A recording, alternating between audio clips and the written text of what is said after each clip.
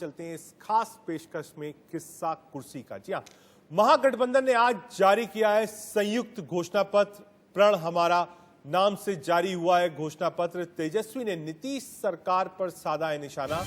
महागठबंधन ने नीतीश सरकार के बदलाव का लिया है संकल्प। जी हाँ, ये आप तस्वीरें देख रहे हैं। संयुक्त कांग्रेस और आरजेडी ने अपना जो पत्र है, जो घोषणा पत्र है, जिसको आप कहते हैं कि जो मैनिफेस्टो होता है पार्टी का, क्या क्या काम करेगी ये पार्टी अगर सत्ता में आती है, तो इस प्रण को आज इन्होंने लॉन्च किया है। तेजस्वी यादव को आप देख रहे हैं, अखिलेश सिंह को देख रहे हैं, कांग्रेस के कम्युनिकेशन इंचार्ज रणदीप सुरजेवाला भी तेजस्वी के साथ है।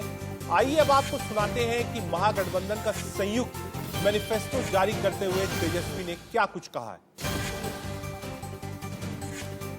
तो पहले कैबिनेट में पहले दस्तखत अगर मेरा कलम चलेगा तो 10 लाख नौजवानों को हम रोजगार देने का काम करेंगे। पहले कैबिनेट में जो भी छात्र छात्राएं या नियुक्ति के लिए आवेदन फॉर्म जो भरा करते हैं उसको हम लोग माफ करेंगे। परीक्षा केंद्र जाने के लिए जो किराया होगा वो हम देंगे।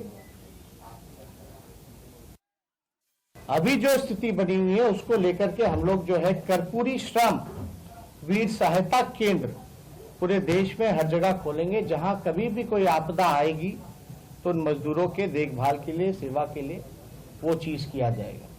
नियोजित शिक्षकों के लिए जो हम लोगों ने बात की थी कि उनकी बड़ी लंबे समय से डिमांड रही है कि समान काम समान वेतन मिलना चाहिए, इसको हम लोग जो है पूरा करेंगे। जितने कृषि क्षेत्र में जितने किसान हैं, कृषि ऋण जो है उसको हम लोग माफ करेंगे। लड़ाई बिहार में निश्चय और प्रण की है। प्रण महागठबंधन का है और निश्चय जो है वो नीतीश कुमार लेकर आए। जेडीयू महासचिव केसी त्यागी से इंडिया न्यूज संवाददाता संजय शर्मा ने खास बातचीत की। उन्होंने महागठबंधन के वादों पर सवाल उठाए, साथ ही पूछा है कि तेजस्वी 10 लाख रोजगार कहां से लाएंगे। केसी त्यागी ने और कुछ क्या कहा है, आपको सुनाते हैं। चुनाव अब तेज हो चुका है। हमारे साथ बातचीत के लिए इस समय मौजूद हैं जनता दल यू के राष्ट्रीय प्रधान महासचिव केसी त्यागी जी।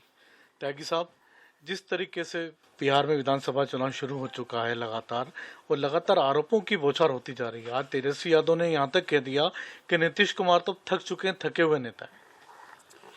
इस तरह के व्यक्तिगत आरोप किसी भी पार्टी के नेता को किसी भी विरोधी पार्टी के नेता पर नहीं लगाना चाहिए। उनके पिताजी माताजी और भी ज्यादा थके हुए हैं। थके हुए से क्या मतलब है? क्या राजनीति करने के प्रति, बिहार का विकास करने के प्रति रुचि नहीं है, या उम्र का हवाला वो देना चाहते हैं? वो अभी राजनीति में नए नए हैं। भारतीय राजनीति के जो दोष हैं, विरासत की राजनीति के, उसको लेकर के वो राजनीति में आगे बढ़े हैं। उनका खुद का कोई कंट्रीब्यूशन बिहार की पॉलिटिक्स में नहीं।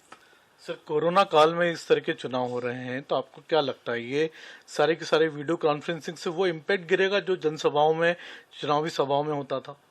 नहीं, मैं तो 6 लोकसभा के चुनाव लड़ चुका हूँ।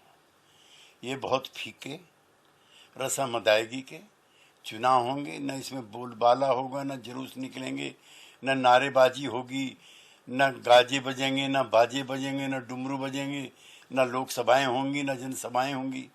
लेकिन ये लोकतांत्रिक प्रक्रिया का एक संवैधानिक कदम है जिसका पालन करना बहुत जरूरी है। पड़ोसी मुल्क श्रीलंका में चुनाव हुए लोकसभा के, वहाँ कोई कोविड स्प्रेड नहीं हुआ। सिंगापुर में हुए, उससे पहले साउथ कोरिया में हुए। लिहाजा ये लोकतांत्रिक जो प्रक्रिया है ये उसका हिस्सा है। एक सवाल सर, चिराग पासवान के बारे में। चिराग पासवान लगातार आरोप लगा रहे हैं नीतीश जी पर कि उन्होंने उनके पिताजी का अपमान किया, रामविलास पासवान जी का। वो जल्दी में है और अपने पिता की विरासत को भी ठीक तरह से संभालने में वो कामयाब नहीं हो पा रहे। उनको धीरज रखना चाहिए, उन्हें लंबी राजनीति करनी है और इस तरह के व्यक्तिगत आरोप नहीं लगाने चाहिए। जेडीयू ने और नीतीश कुमार जी ने तो इतना सम्मान रामविलास जी का किया है कि उनके भाई पारस जी जो इस समय एमपी हैं वो एमएलए भी नहीं थे।